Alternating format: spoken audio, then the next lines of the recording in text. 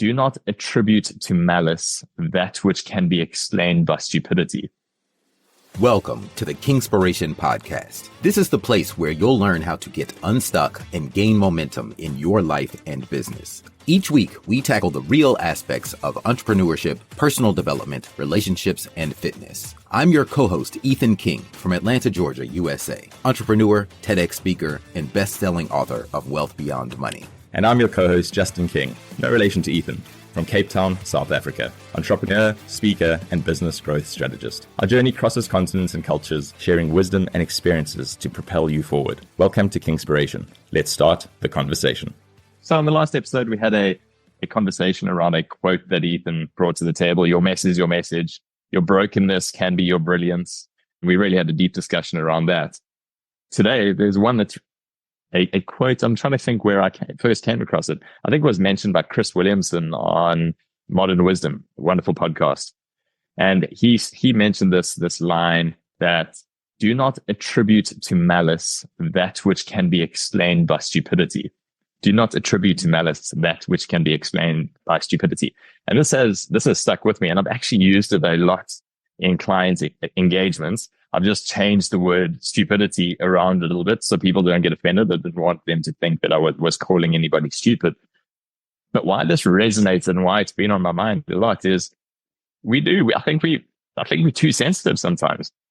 And that's, for me, is just a good reminder that not everybody is out there to be malicious towards us. Not everybody is trying to be nasty towards us. So not every action that somebody takes, particularly in the workplace, not everything that they say is meant to be coming from a place of trying to be ugly to you.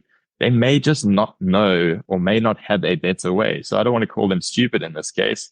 But we can, instead of attributing to this malice, this nastiness from them, it can be explained by stupidity. Stupidity being the lack of being trained or coached on how to give feedback, the way that they were brought up, and the lack of having those types of conversations in their lives. The fact that they didn't know that it was the gentlemanly thing, and we've spoken about this before. Hopefully this isn't toxic masculinity, but it's the gentlemanly thing to wait and let a lady walk through the door first. And if a man has just squeezed through before, there wasn't any malicious intent from that. Just doesn't know any better. So I think as soon as we realize that, we start being generous in the way that I think we are generous with the way we understand the intent which people are showing up in certain instances with. And I think this is extremely powerful in the workplace. A mindset like that in the workplace is unbelievably powerful. Otherwise, we generally go down this road of bicker, rumors, corridor banter around why people are so nasty. But if we're just generous with the understanding of why they may have done something or why they may have not done something, rather than automatically thinking that they were trying to be malicious in the moment, right? I think we're looking, and we can work towards having a lot more harmony in these environments and these communities within which we spend so much of our time as far as the workplace is concerned. Yeah, for sure. I have this talk a lot with my kids, actually, because the problem with like these Disney movies and things is like they paint this picture that there's always this evil villain who's just evil for the sake of being evil. But in real life, it's usually not like that very often. It's very seldom that somebody just has pure evil intent. They just want to dominate the world, right? So either two things. If you perceive that someone's actions against you had malice or evil, assume ignorance. Assume maybe they just don't know something, or stupidity, or they're just ignorant to something they don't even realize how it's affecting you, or they're missing some piece of the puzzle.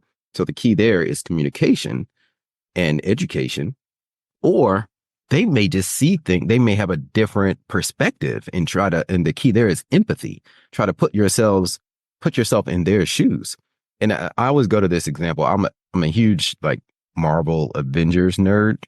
So I tell my kids, well, look at Thanos, the big villain from the Avengers, right? He wasn't just evil for the sake of evil. He actually had a reason behind his madness. He had a whole philosophy and a whole strategy of trying to bring balance to the world. The Avengers didn't agree with him. To Thanos, the Avengers were the bad guys.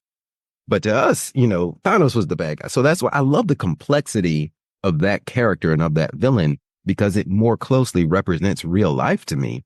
That we're all going to have enemies in our lives. We're all going to have opposing forces. I think very rarely is it that someone just has ill intent for us. It usually is either due to ignorance, stupidity, or just they have a different perspective due to their background and where they're coming from in life. Yeah, and I think the way that we need to show up is we need to replace judgment with curiosity.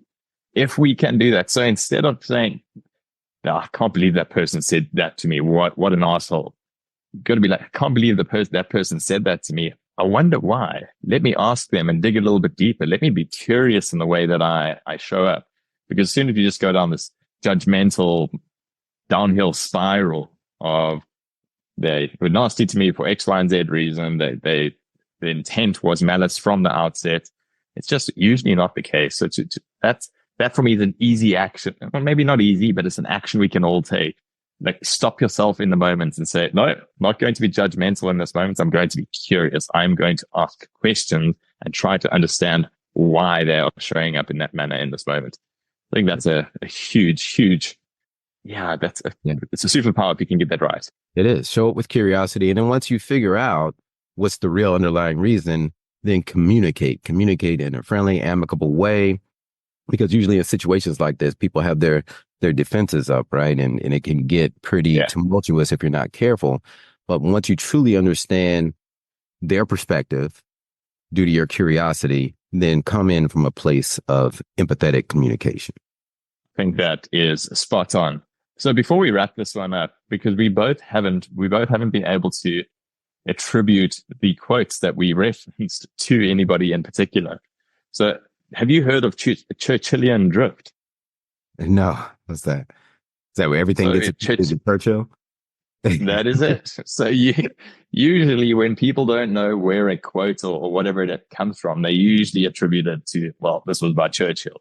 So I'm glad that we didn't do that, but so much so that there's an actual term called Churchillian drift. We'll find out where the quotes came from and we'll pop them in the show notes. That's a wrap for today's episode of Kingspiration.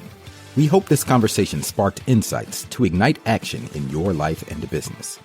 We're on this journey together, sharing our challenges and successes to help all of us take the next step towards building momentum and ultimately reaching our goals. If you found value in today's episode, please share it with someone else who might benefit and leave us a 5-star review. And remember to hit subscribe so you don't miss out on our weekly conversations.